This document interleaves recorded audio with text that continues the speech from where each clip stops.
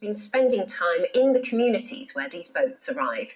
Tonight, in the final of our series, she looks at how our politicians are attempting to resolve this dangerous situation. In the past 3 years, more than 40,000 people have crossed the channel in small boats. It's a treacherous journey. On one day last November, 27 people lost their lives attempting it. But people on the southeast coast, where they land, are divided over how to stop it happening.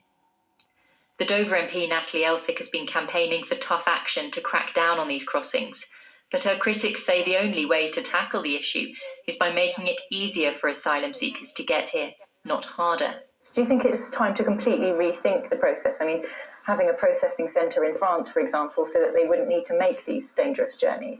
Well, I think one of the things that is a great shame that the message isn't out there is that there are safe and legal routes to come to the UK. Millions of people do, through applications to work, study, or for family reunion. And it's really important that that message is out there very, very clearly, that there are ways to come to the UK that don't involve risking your life in the Channel.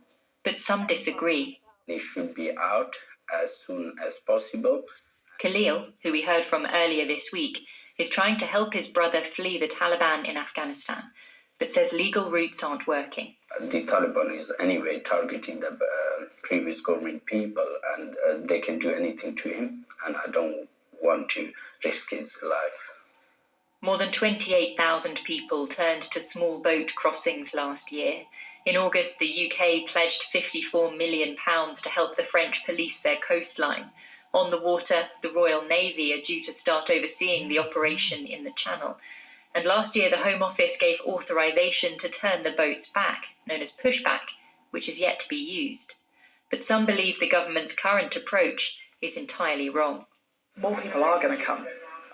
More people are coming in the next year or 2 or 3, and it may only get worse. And unless we change the system to be able to deal with that safely, people will lose their lives in the Channel.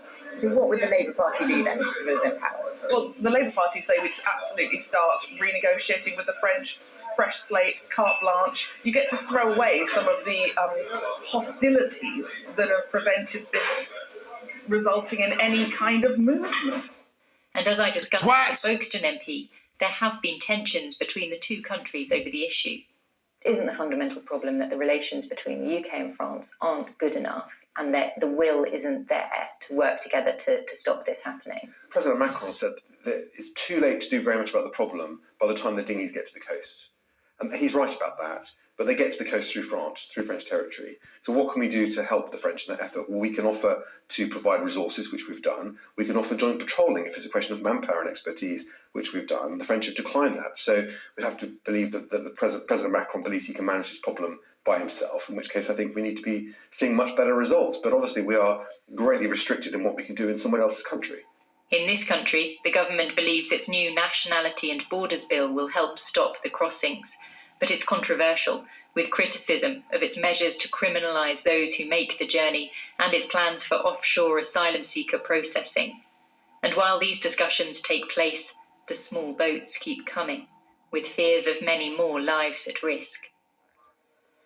And Charlotte's here now. So Charlotte, a controversial issue, of course, and one that seems destined to rumble on for quite some time. Yeah, the overwhelming sense when you talk to people about this issue is of disagreement. We heard it from residents in those coastal communities yesterday. We've heard it from politicians today, and not just between political parties in this country, but between the UK and France as well. The French would say the UK need more safe legal routes for asylum. The UK would say we already have them. Now, of course, we're talking about this at a time when we are understandably talking about the situation for people fleeing Ukraine as well, and where, the government has been criticised for not providing proper routes for people fleeing Ukraine as well. Now, the message from one refugee charity worker that I spoke to today said it is absolutely right that we should be welcoming people who are fleeing Ukraine, but we also need to be looking at finding solutions to the small boat crossing situation as well, which I sense is some way off. Indeed. Charlotte, thank you.